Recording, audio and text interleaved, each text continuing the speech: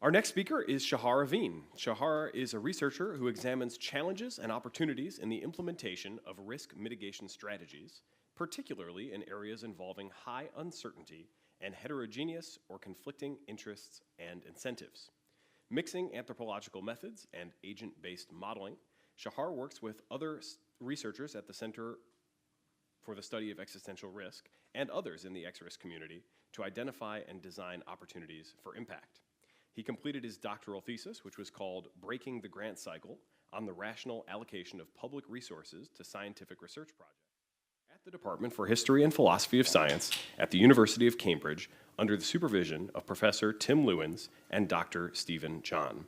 Shahar has also worked as a software engineer both in a large corporation and at an early stage startup in Israel and in Cambridge. To speak about AI security risks, please welcome Shahar Avin. Thank you. So you're quite lucky. You're getting to see a preview of a report that, if we stick to our schedule, will come out in less than a month on preventing and mitigating the misuse of AI. The scope of this report is people doing bad things with technology that is kind of at R&D stages or can easily be imagined, so within the next 10 years. Right, so not the more long-term issues of AI risks that we are familiar with. Most of the work has been done by Miles Brundage at FHI, but he outside of the UK, so you have me to talk about this. And all of these people are co-authors on the report. This is me, from lots of places. This is slightly unusual for a research output, and we can talk a little bit about that. But why are you here? You're here to learn about AI misuse risks, and kind of how big is it? Is it a neglected problem? Should you do something about it? How scary is the world?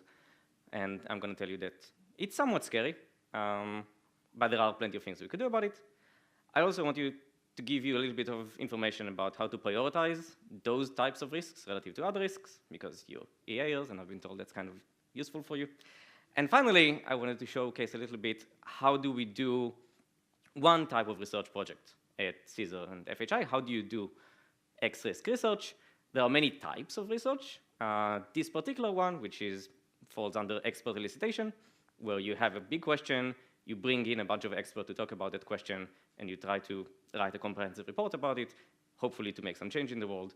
We can go into the details of how that project went, and we can discuss, is this useful? Is this something that you might want to do one day for another area?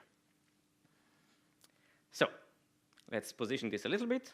The AI risk landscape can be broken down, not comprehensively, into accident risk, that is the system not doing the thing we wanted it to do, and people suffering or dying because of that, and misuse.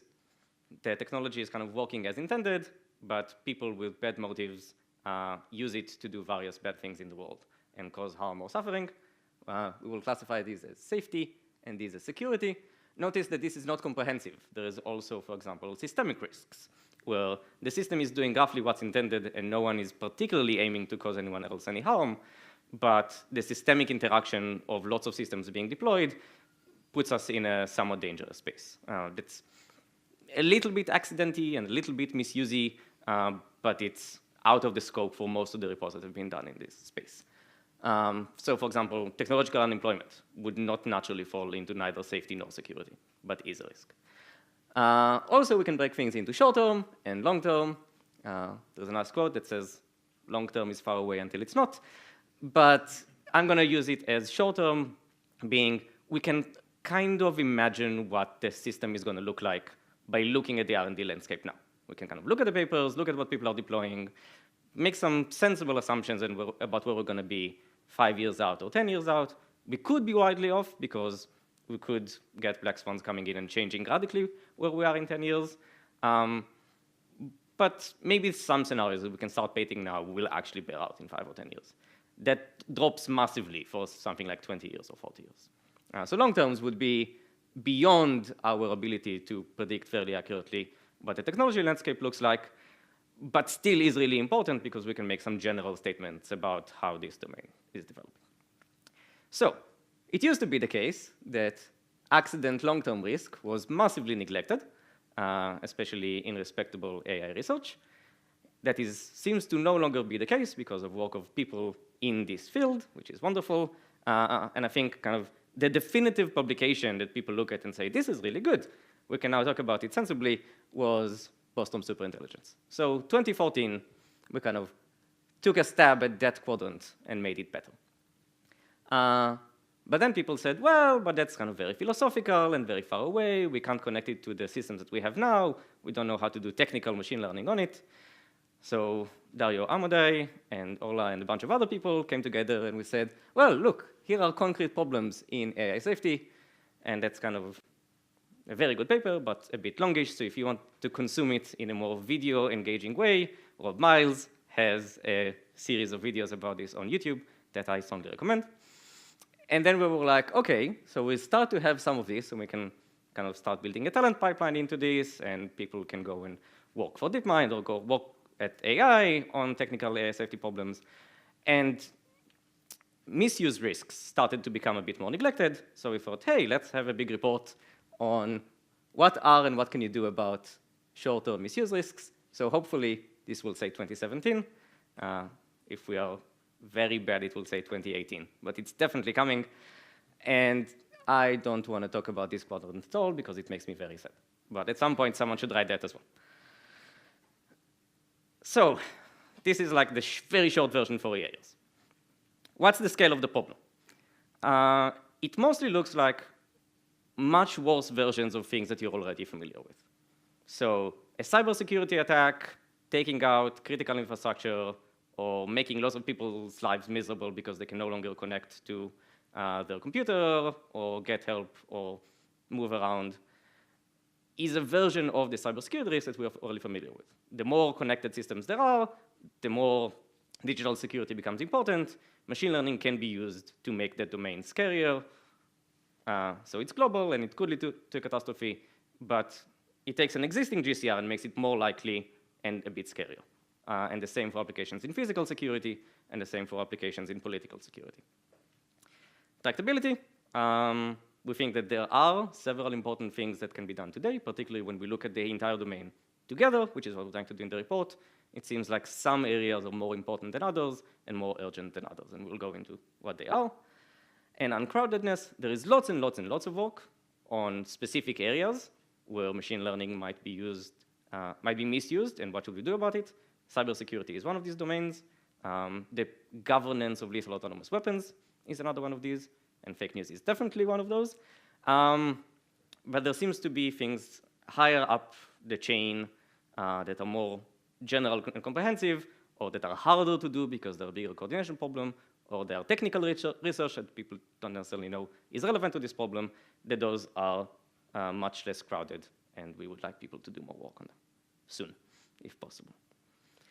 So what are these risks? Right, let's kind of make this more tractable. Again, most of this should be familiar to you if you've been reading the news. It's bigger than what you see on the news. So automated spear phishing. Okay, is there anyone in the audience who doesn't know what automated spear phishing is? Raise your hand. Okay, so let's talk about it. We'll start with phishing. Phishing is when someone pretends to be someone else, often on the internet, often so they can get access to something that they shouldn't have access to, like your passwords, or a website that you own, or something else. It's usually part of identity theft, or credential theft, and then once they have kind of sent you a link to a website that looks a lot like a website that you trust, but is in fact not that website that you trust, and you put in your username and password on that malicious website, then they now have access to your accounts and can send emails on your behalf, or can move money from your bank account, or do other things. Particularly if they're trying to, say, hack into an organization, this may be the first step to get the account of the administrator, which then lets them connect to various servers and download various files. Spear phishing is when, instead of trying to hit lots and lots of people's credentials, but maybe saying, you have won 1 million whatnots. Click this link to get all of your whatnots. And that leads to a malicious website, and most people know not to click that link nowadays. but it's very easy to send that to 10 billion people. Instead, you find one person who you think it would be really useful to get their credentials, and you spend some time researching them, and they're like, oh, that person really likes model trains. We'll send them an advert for a website that sells discounted model trains, and that looks kind of really good and comes at the right time and comes from an address that looks more reliable. They are much more likely to click that link, and then you get their credentials, and then you can do evil things with that. And of course, that is quite labor intensive, so we don't see that hitting almost every one of us today. But if you're quite good at creating models of people from their online behavior, then you could automate this process. This is where the machine learning risk comes in. So in general, in cybersecurity, we say that there is a trade-off between spray and pray methods that are very easy to scale up to lots and lots and lots of people, but have very low likelihood of succeeding. And kind of the other extreme end is advanced persistent threat, where you have a team of people working on one target for many months, kind of mapping out the network, mapping out the user behavior, and designing vectors to attack that target. And there are genuine risks that cybersecurity experts agree on that machine learning can break this division so that you could have these highly targeted attacks on 1 billion people at once. And that looks scary for all sorts of reasons. Here is another example. Now, this is so cute. So I was looking for a graphic for drones with guns, and this came up, and so I kind of like, okay, who made this? What is this? This is a submission for an innovation competition by a student in India.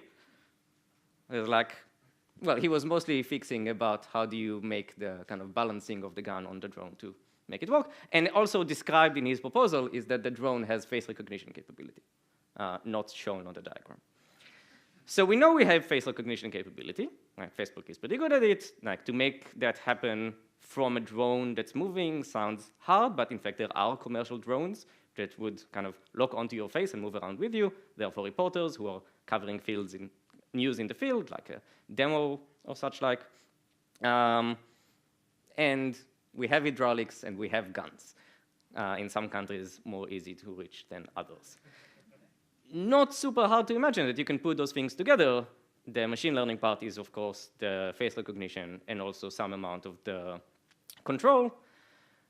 We know that there are drones. We know that they are somewhat bad, but also somewhat good if you want to do, if you want to fight guerrillas, and you think that they will never get hold of them. But of course, we now have evidence of both ISIS and Hezbollah using drones in combat by repurposing commercial technology.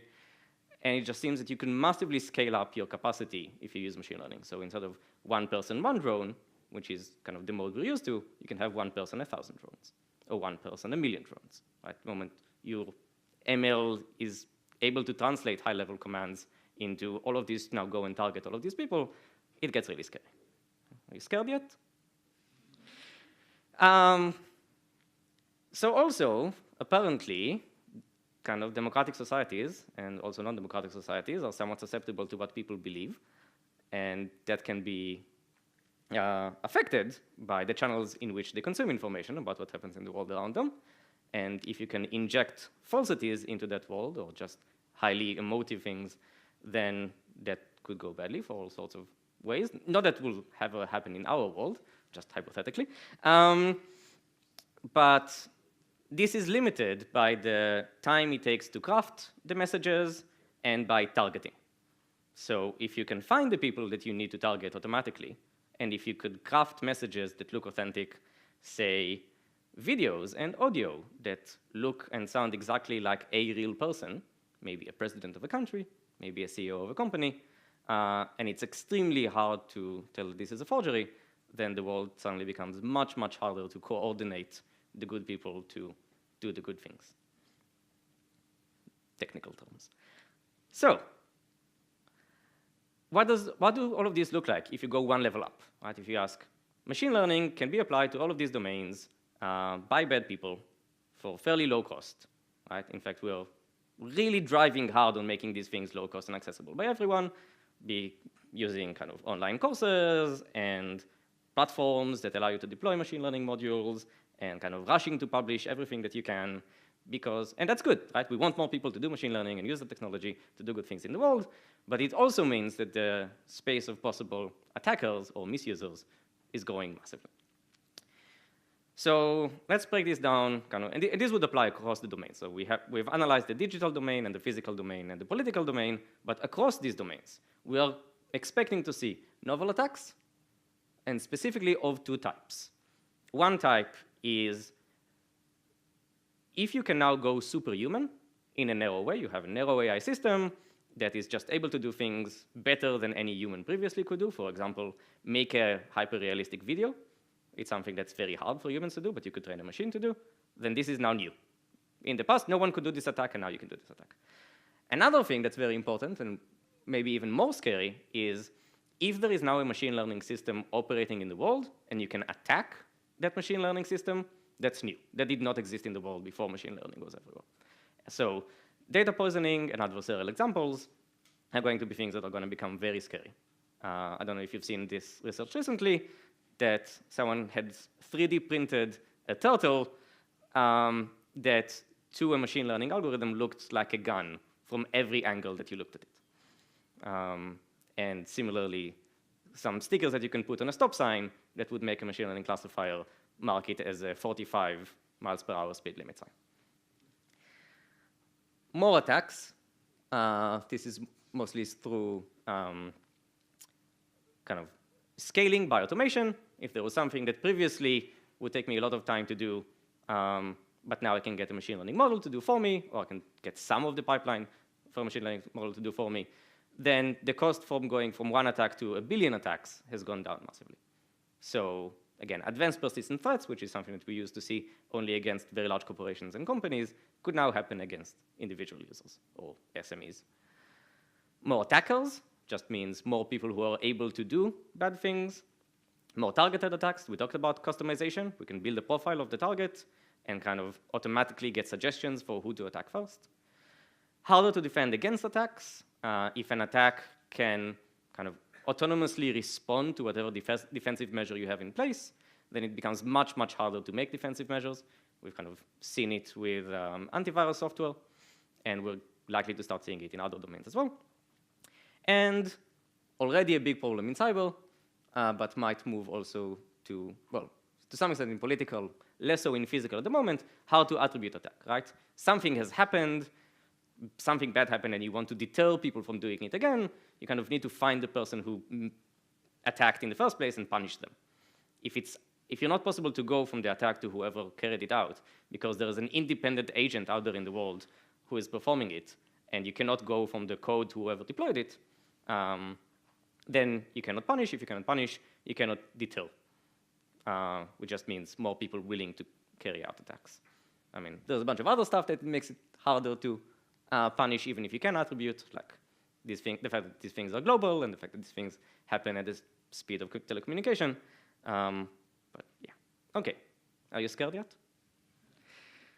Let's talk about what to do, because apparently there's a whole bunch of things you can do right now. So if this is the pipeline, there's some things you can do with machine learning. Some bad person is using those capabilities to do something bad to you or to someone. Then what you can do is first figure out what this pipeline looks like, because currently kind of I can point at some examples, but I don't have the full list of things that bad people can do. If they can make money off it, then they are much more motivated to spend time figuring out what they can do than I do. I also work on other things. And also, if I knew all of them, maybe I probably shouldn't tell you, because then you could take this information and go elsewhere, and it's recorded. So there is a difficulty, but you kind of want to be in a position where the good guys know what it is that the bad guys can do, preferably before they can do it, right? By forecasting the technology and running some simulations. Then you can try and prevent attackers from gaining access to capabilities. As I mentioned, machine learning is now very much a field where all the capabilities for everyone all the time, and maybe it's time to start rethinking that particular meme. And finally, we can use technology and institutions to defend victims because we know that they're going to be subject to more attacks. So here are some top interventions. Miles reminded me to tell you that this is very tentative because the report is not final yet. and we're still churning through what is most scalable and most tractable and so on. But it seems like something along the lines of pre-publication risk assessment and security sharing, so a little bit more like what happens in cybersecurity, right? You realize that you can hack into someone else's system, you don't immediately go and publish it. You kind of contact the vendor, give them some time to patch. Once they have patched, you publish. If they don't patch, maybe then you publish to kind of put pressure on them, unless you think it's going to be really, really bad, in which case you still don't publish. So we think that there are some ML capabilities or some deployed capabilities that should just not be made public. It's probably only a very small percentage of all capabilities out there in the world.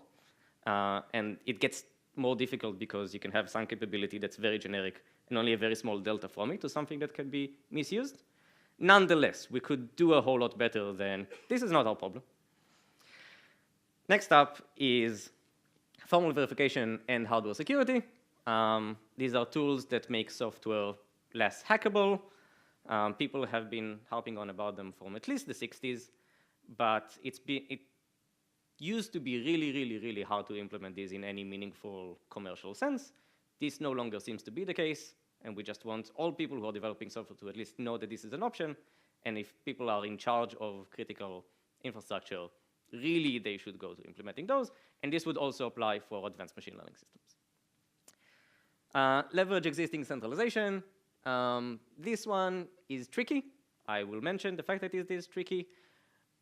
A general thing that we might see is that the world becomes more dangerous out there in the wild.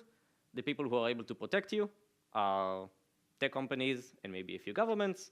And so everyone moves to use their services, and you get even more centralization of data, which means that as long as they are good, everyone is somewhat protected. If they ever stop being good, or if someone inside them is no longer good, then their capacity to do something bad has gone up massively. So this is with a suggestion with a pinch of salt. But if you have a service and you have one centralized place where you get it, say face recognition, rather than everyone being able to deploy it in their home, then you could apply terms and conditions, which means you have at least some legal recourse when someone is misusing it. You can rate limit how much they're using the software. You might ask them to identify who they are before they use it. There is more that you can do by preventing access. Continuous red team effort everywhere. The world is fairly broken. The reason that we don't know it is that it takes a lot of effort to break it. Some companies are providing these kinds of services. Some governments are running these kinds of services by trying to actively hack. And I'm giving a lot of examples in the digital security domain, but you could easily translate these into the physical and political domains as well. Try and break systems, see if you succeed. If you succeed, tell the people who are running the system how to make them better. This doesn't take that much effort. It just needs a change of mindset. And we need lots of good people to go and try and break things. And you kind of need the institutional protection so that if you break something, you get good reputation and some money rather than you go to jail. We solved it for cybersecurity. We need to solve it for other domains. And we need even more people working on how do you use AI to defend people in cyber and information domains, right? So there do seem to be technical fixes, both for cybersecurity, especially with centralization, and for fake news, for use of a better term. We just need to have them developed and deployed, probably yesterday. How does this link to other risk domains? So of course, there are digital elements to biosecurity and nuclear security and systemic risk. There are clear links to political security and bad governance, right? All of these can scale what seems like somewhat scary into really, really scary. It is time to establish norms in the AI research community around, maybe not make everything public all the time, maybe think a little bit more about how your technology is going to play out in the real world. This seems like it will also be useful for accident risk and long-term risks. Capacity building in policy, this technology is moving very fast. It's very hard for people whose day job is filled with emails and shaking babies and kissing hands or something to catch up with everything. But it's important, right? So we need to find ways of employing smart technical policy-oriented people in government to work on these. And this will also help with some of the long-term risks, we think. And it's really important for the access community to start getting a reputation for only crying wolf if and only if there is a wolf. So it's really important that we don't go take to any one of these particular points and say, this is terrible, this is going to end humanity. It won't, but rather, this is a very considered view of what this looks like, these are the risks, these are the benefits, this is what we can do, take a not particularly alarmist position on this, so that they will keep coming back to us when we say, actually, this thing will kill everyone. Okay, almost out of time, maybe we can run over a little bit. So I was told I'm allowed one joke. So this all started from a workshop that we held in Oxford that was called the Bad Actors Workshop, bad actors being a term of phrase, meaning people with bad intentions. This is Schwarzenegger in Hercules in New York. He is clearly in that movie a bad actor. Okay. we went through that. So how did this happen? Basically, we said, this is one neglected quadrant of the AI risk domain. We need to have lots of expertise because there is expertise on this compared to very long-term things. We just need good generalists with good brains. This is happening now, and we need the cybersecurity people and the lethal autonomous weapon policy people and the people who are studying the use of drones by terrorist organizations and the criminologists. So we got them all in a room for 2 days. We had kind of technical machine learning people as well, and we asked them, what scares you the most? And we got them into small groups to talk about what scares them the most. And they got very scared, and we got very scared. It was great. And then we sent them out to dinner and have some drinks and talk to each other and get to know each other. And then we brought them in the following day and said, OK, what can we do? And then they came up with a very long list of things that we thought we should do. And then we prioritized them and talked about them a little bit. And then we decided we're going to have a report, which is what I said is going to happen soon, which you're getting a preview of. This is roughly what it's going to look like. You should kind of get it when it comes out and read it and talk about it and make YouTube videos about it. And hopefully this will lead to some real world change, right? So hopefully we can get some meaningful take-up of these results in the machine learning community, particularly around the norms of sharing and responsibility about how the technology might be misused. Within the cybersecurity community, they're already getting to know a little bit that cool things are happening in AI, then they should get more involved. But we think we can massively scale this up. National policy are getting into this as well, the Americans in particular. Whether you're happy about this or not is up to you, but capacity building needs to happen, and there are important things to do now. International policy is slower, but a lot of these things will require international governance and kind of talking to the media and the public. So either we don't manage to fix everything and everything is super scary, in which case we don't need individuals to do anything because it won't help, or we're super, super amazing and we fix everything, bake security into the technology so that individual users don't need to do anything and they're safe. But there's a big chunk in the middle where you just need to take sensible actions during your day-to-day life, and for that you need to know what the risks are and what good behavior looks like. And we're doing a fairly bad job of it in cybersecurity and online information, and it seems like the stakes just got a lot higher. So we also need to address that. And like, who owns making all of this happen? Seems like it's going to be partly us and partly you. Questions?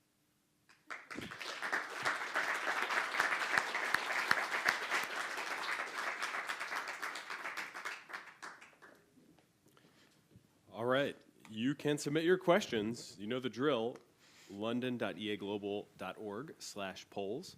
Thank you, great talk. A bunch of questions already have come in. Maybe starting just kind of from the premise that bad actors or bad organizations are going to have the resources to do all this stuff. The first question we got is just, how confident are you that bad people will have the computing power, the machine learning PhDs, the resources in general to do the bad stuff that you're talking about? Right.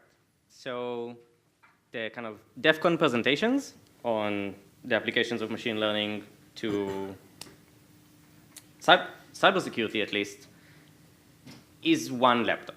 And these are people who have no background in machine learning. They just picked up some kind of tutorial online and implemented something in TensorFlow. And it works.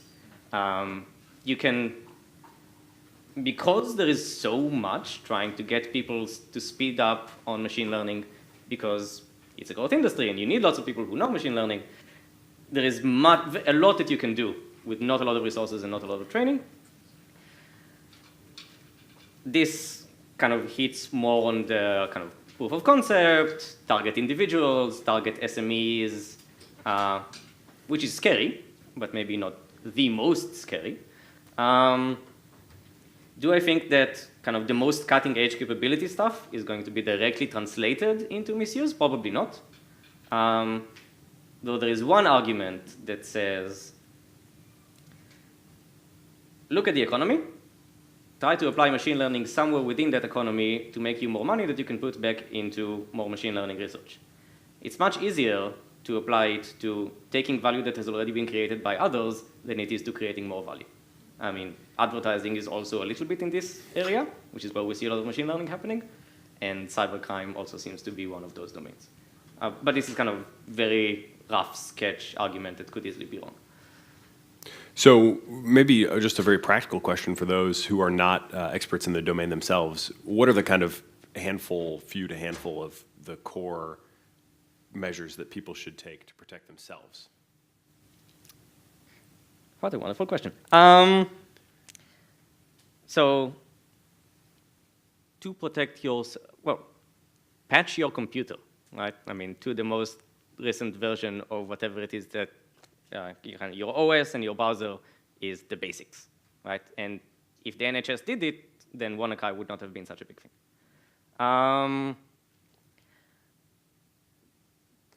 Don't open links that you shouldn't open. This is going to be much harder.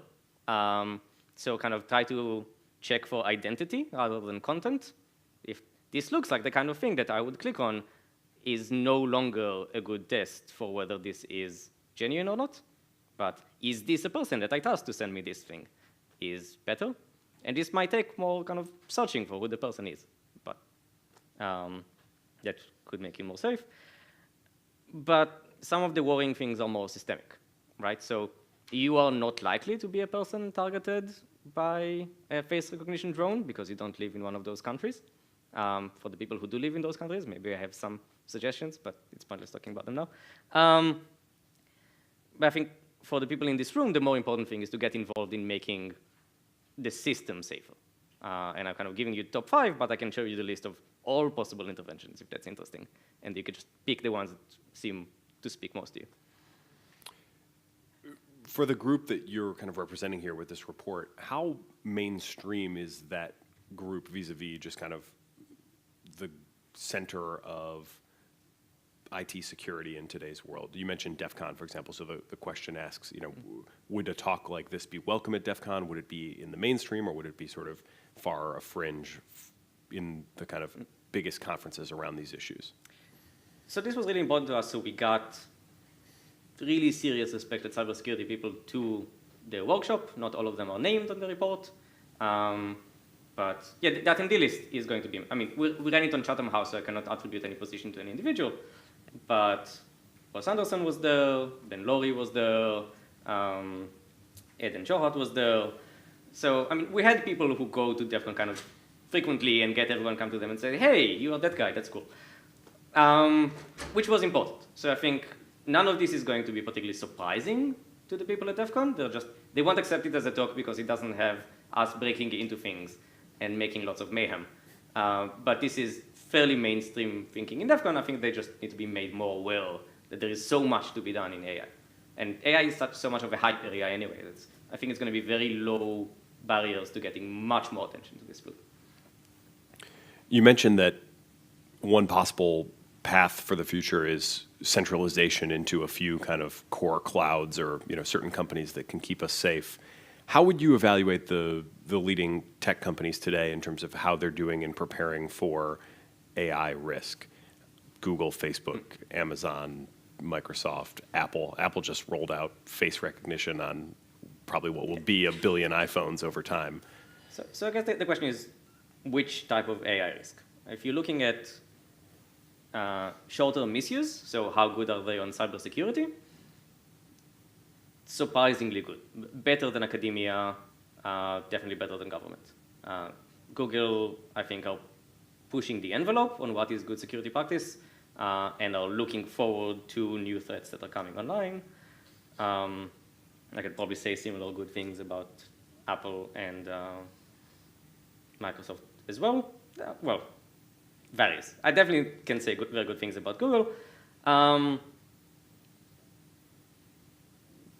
But I would like to see those results shared more widely, not just through getting an account with those companies, but getting the expertise shared in distributed manner so that smaller vendors can also apply them. But it is also very resource intensive, and there are economies of scale. You can just, you can hire a team of 100 people to do incident response if you're dealing with 1 billion accounts. You might not be able to do it if you're running 500.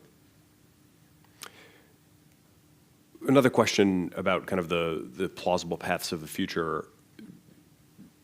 Often AI progress is kind of analogized to an arms race where everybody's just kind of competing to have the best, and a small edge could sort of lead to a winner-take-all scenario. Do you think we're sort of destined for that version, or do you see hope that we can sort of solve that and get into a more kind of sane, more moderate progress sort of future? Yeah.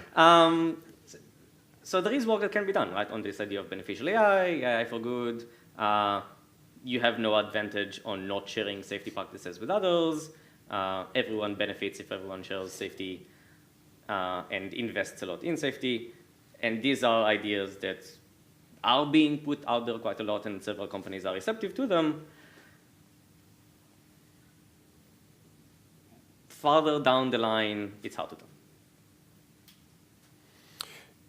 Related question, do you think that we will need and ultimately have some sort of global surveillance paradigm to try to watch after everybody and identify bad actors? I guess it depends a lot with how your capabilities are distributed, right? So if you think that everyone should be able to deploy extremely powerful technology, then that probably means that if I'm allowed to have the capability to do something really, really, really bad, then it should probably be some mechanism to make sure that I don't do something really, really bad with that technology. If I'm not given as much power, then there is much less need to surveil me. And this is a choice that we're going to make as a society, and probably there are choices that we're going to make as societies. For somebody who's interested in getting into this area professionally, do you think that government is a good place for them to go, or would you think about academia, large tech companies, or other? Depends what you want to do. So we think there's a lot of technical research that needs to be done on securing systems, on analyzing the economics of various threats. Academia and industry are probably the places to do that. Definitely in terms of the top teams and the top talent and being able to run experiments.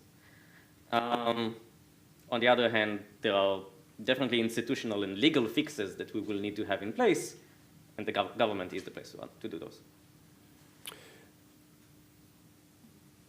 Kind of a change of pace. You originally divided risks into near and long term. Do you think those are highly correlated in terms of the way that those risks ultimately are realized or not? Or are they sort of more independent, where the near-term outcomes don't tell us much about the long-term outcomes?